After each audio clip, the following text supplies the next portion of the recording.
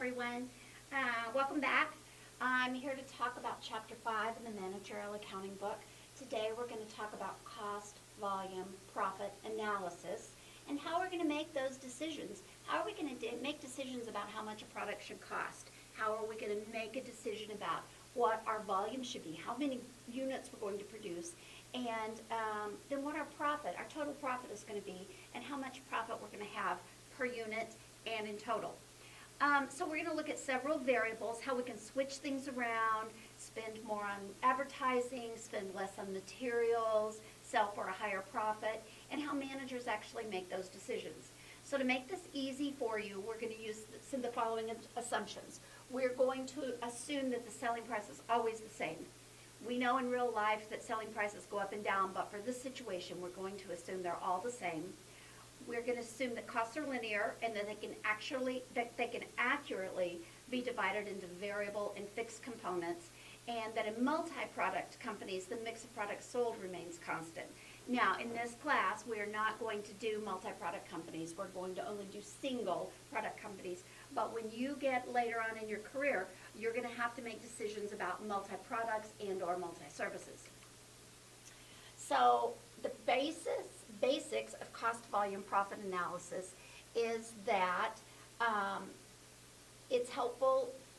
The contribution income statement is helpful to managers in judging the impact on profits of changes in selling price, cost, or volume. The emphasis is always on the cost behavior. So I'm so glad that we have a bicycle company in our examples this week, because they're one that I always use in class. So Racing Bicycle Company, to be referred to now as RBC, sold 500 bicycles for $500 each. So their sales were $250,000. Their variable expense was $300 each. So we made 500 bicycles. Our variable total expense is $150,000. So our contribution margin to fixed expenses is $100,000. Our fixed expenses, which are administrative and sale expenses, are $80,000. So our net operating income is going to be $20,000. Contribution margin is the amount remaining from sales revenue after variable expenses have been deducted. So we know our variable expenses are direct labor, direct material, and the variable overhead costs. So we first use that contribution margin to cover fixed expenses. I don't think I can talk today. We first use the contribution margin to cover fixed expenses, and then any remaining contribution margin goes towards net operating income or eventually profit. So when we look at the contribution approach, we're going to look at it first on a per unit basis. We know from our figures that our contribution margin is $200 per bicycle. So now as we look at making changes, either in increasing the units we're producing or in decreasing the units we're producing, we know that our contribution margin is $200 per bicycle. Fixed expenses are $80,000, so we end up with a net operating of $20,000. If we only sold 400 bicycles, it would be we would make what's called break even. We would have $0 after we paid our fixed expenses. 400 bicycles at $200 each, contribution margin is $80,000, and that just covers our fixed expenses, and that is our break even point. If we sold 401 bicycles, our contribution margin, our contribution margin would be $80,200. And fixed expenses are $80,000, so our net operating income would be $200,000. If we sold 402 bicycles, our net operating income would be $400,000. So it just increases $200 by each bicycle that we sell. Okay, so for each bicycle we have the variable expenses, and from that we get the contribution margin. After that, we have to subtract from our total contribution margin the fixed expenses, and from there come up with our net operating income. So clearly here, The more bicycles that we make, the higher our net operating income. If we make fewer than 400 bicycles, then we lose money. We don't cover those fixed expenses. All right, cost, volume, profit, relationships in an equation form looks like this. Profit equals sales minus variable expenses. So we've got our sales up there, $200,500 minus variable expenses, which are $120,300, minus fixed expenses, which are $80,000, leave us with a net operating income of $200.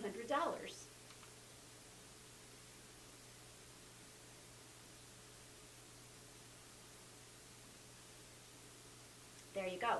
So this one is one of those where I'm going to show you that they do it in a long form, I do it in a short form.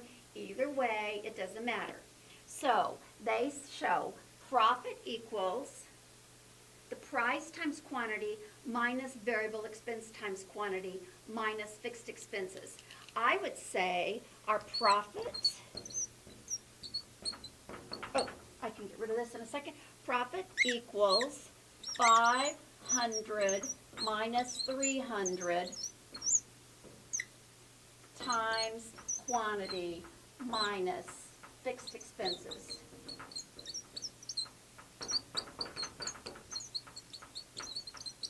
So they have calculated it out where they say 500 times quantity minus 300 times quantity minus fixed expenses. And I've just taken one step out like I did in the last class. We talked about 500 minus 300 equals 200 times quantity minus the fixed expense. So our contribution per bicycle is 200 times the quantity you produce minus fixed expenses. We know for this class with 80,000 or for this particular problem, for 80,000 in fixed expenses, we have to make 400 bicycles. Anything over 400 bicycles is a profit. Anything under 400 bicycles, we would have a loss because our fixed expenses are estimated to be $80,000. I want to remind you that as we're making these decisions, they are all estimates. So we have to be a little conservative in the decisions we make, because if we make less than $80,000, our company loses money. And the goal of every company is to make money, so that doesn't really work.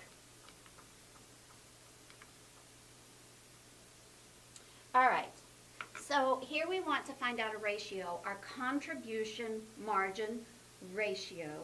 So we take our contribution margin divided by sales. So here our contribution margin is 80,000 divided by 200,000 equals 40%. So for each $1 increase in sales results in a total contribution margin of 40 cents. Inversely, if we do our variable expense ratio, for 400 bicycles is $120,000 divided by 200 equals 60%. So we know that once we make these calculations that 40% goes to the contribution margin, which helps pay fixed expenses, and 60% goes to the actual making of the bicycle.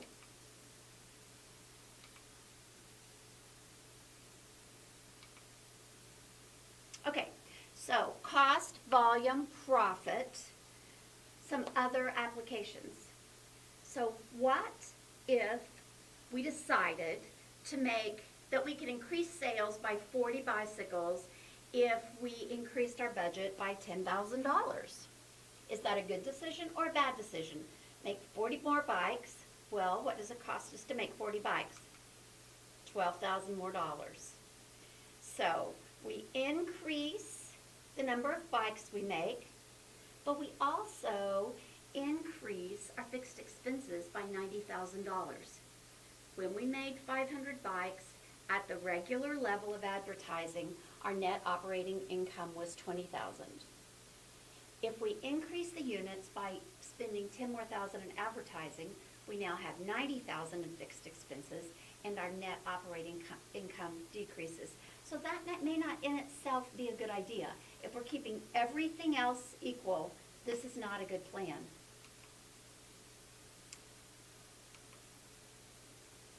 So let's talk about a change in variable costs and sales volume. So what if the profit income impact, if RBC could use higher quality raw materials, thus increasing the variable cost by unit by $10. And this will increase in unit sales from 500 to 580. Is this a good decision? Well, let's just look at the calculation. It is a good decision because our variable costs increased slightly, our fixed costs stayed the same, and we increased our net operating profit by $10,200. So that is a good decision. So as we go on, these are the type of decisions you make as managers. If we do this, how will it affect this? Or if we make this change, how will it affect this? And you only want to make those changes that estimate that your company will make more profit. All right. What if we had a change in fixed cost, selling price, and sales volume? All right. We cut its selling price by $20 per unit, increase the advertising budget by $15,000 per month, and increase sales from 500 to 600 units per month. Here's the results. A $22,000 sales increase, or net operating income. So our sales went up by $62,000. Our variable expenses increased because we now made 650 units, not 500. Our contribution margin went up to $117,000, and our fixed expenses went up to $95,000. So this would have been a good decision based on, or a good idea based on these decisions.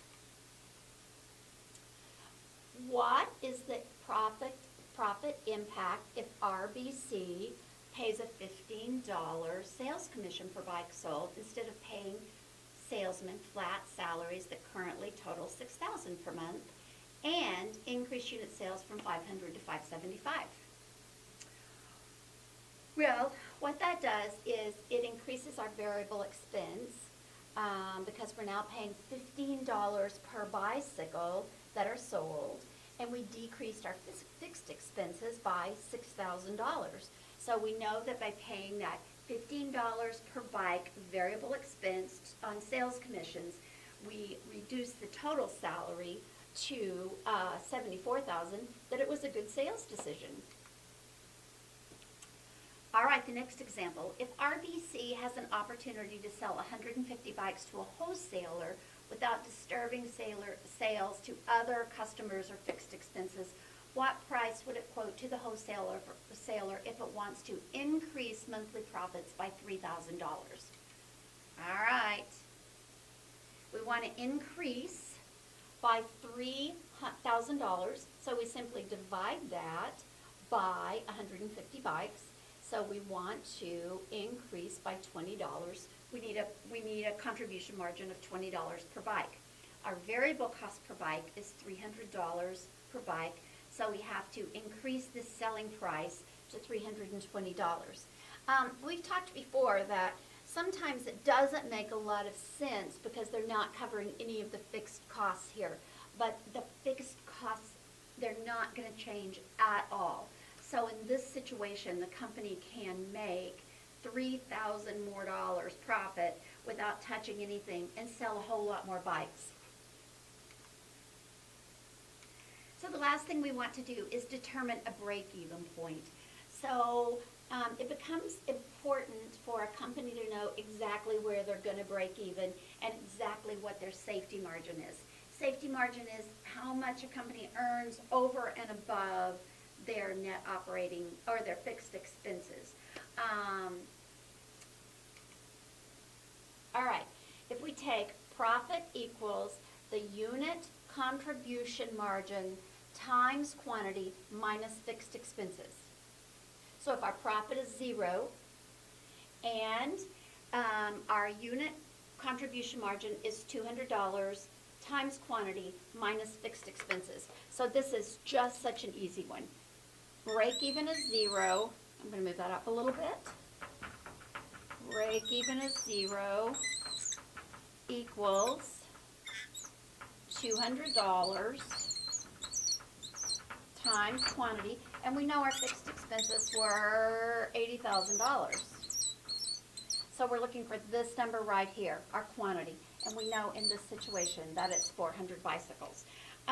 So there's going to be more concepts we're going to go over in class. We're going to do a lot more calculations to help you understand how to calculate, make these decisions, and you probably can tell by now that your take-home problems will be based on decision making. So I'm going to post this now, and I'll see you Tuesday in class. Thank you.